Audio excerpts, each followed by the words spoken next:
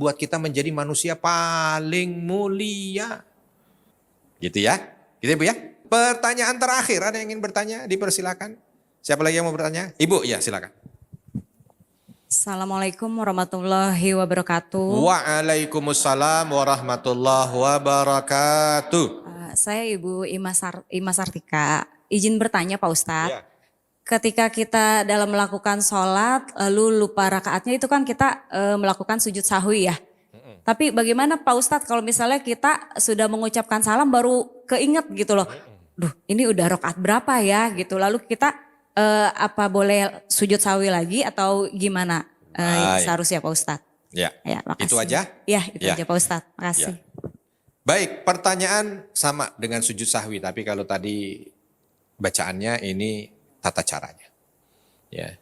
2 pertanyaan sujud sahwi, 1 bukan sujud sahwi. Tapi mudah-mudahan bukan karena kita banyak sujud sahwi, enggak, insya Allah enggak. Kan namanya ada hal-hal ya yang mungkin kita enggak tahu. Nah gimana nih Ustadz, saya udah Assalamualaikum warahmatullahi wabarakatuh. Assalamualaikum warahmatullahi.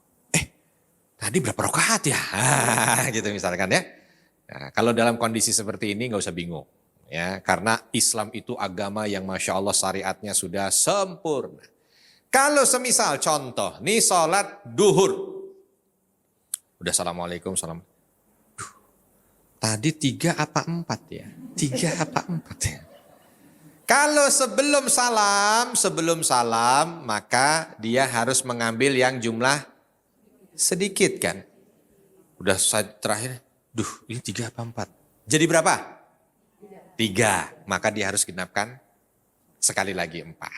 Ya, harus dia genapkan sekali lagi 4 kan. Tetap nanti sebelum salam dia sujud sahwi. Ini udah salam, 3 apa 4 ya? Kalau pertanyaannya 3 apa 4 tetap diambil berapa? 3, dia bangun lagi langsung. Nambahkan sisa yang 1 rakaat. Sebelum salam sujud sahwi.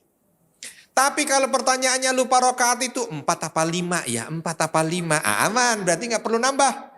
Tinggal sujud sahwi. Gitu tergantung. Tapi kalau sholat duhur baru 1 apa 2 ya? 1. Itu lebih parah lagi berarti ya. Nah gitu. Jadi tergantung kurang jumlah rakaatnya itu seberapa gitu. Ya, kurang jumlah rokaatnya berapa. Tapi prinsipnya kalau jumlahnya kurang, maka diambil yang paling sedikit. Gitu ya.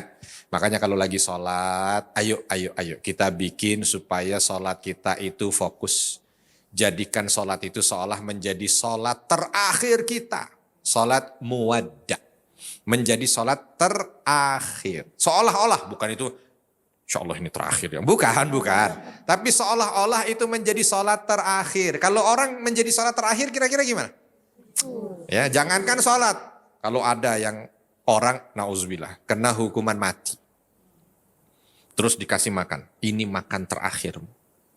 Ya, kamu mau pesan menu apa? Kira-kira menu apa yang dipesan? Hah? Yang enak apa nggak enak? Emang pernah? Ya. Biasanya nih antara 2 udah nggak nafsu makan lagi sama atau mungkin dia akan memaksimalkan ini makan terakhirku. Gitu biasanya ya, mungkin ya. Gitu.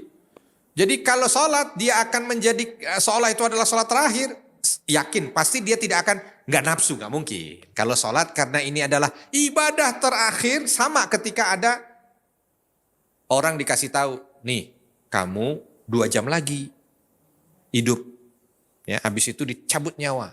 Itu kira-kira yang dicari masjid apa mall? Masjid. Ya, yang dicari apa? Masjid. Gitu. Ngapain di masjid? Tidur apa ibadah? Sholat, zikir, baca Quran. Ditanya Mas, rajin banget. 1 jam lagi. Gitu. Ya, itu contoh. Artinya kalau kita jadikan seolah itu sholat adalah sholat terakhir, insya Allah itu sholat akan menjadi sholat yang sangat kita nikmati. Ya, walaupun ternyata bukan yang akhir. Alhamdulillah berarti ada kesempatan lagi. Terus kalau sholat tolong diberikan tempat yang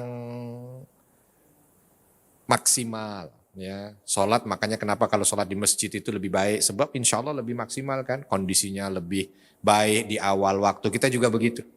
Ya, kalau bisa sebelum lah, kalau ibu-ibu kan di rumah sholatnya 5 menit sebelum adzan udah siap, jangan 5 menit sebelum adzan masih sinetron. Allahu Akbar, Allahu Akbar. Nah, ntar pas iklan. Aduh, kalau sholat pas iklan tuh langsung di jam. Tahu dia iklan 3 menit, Allahu Akbar. Nah, itu ngeri, na'udzubillah. Gitu ya ibu-ibu ya. Alhamdulillah, Masya Allah, terima kasih Majelis Taklim Al-Istiqamah Girilo KBSD atas segala partisipasinya. Mudah-mudahan ini menjadi amal soleh kita bersama. Dan yang terpenting bagaimana ilmu ini menjadi ilmu yang bermanfaat. Untuk kita, ilmu yang bermanfaat untuk orang-orang yang ada di sekitar kita.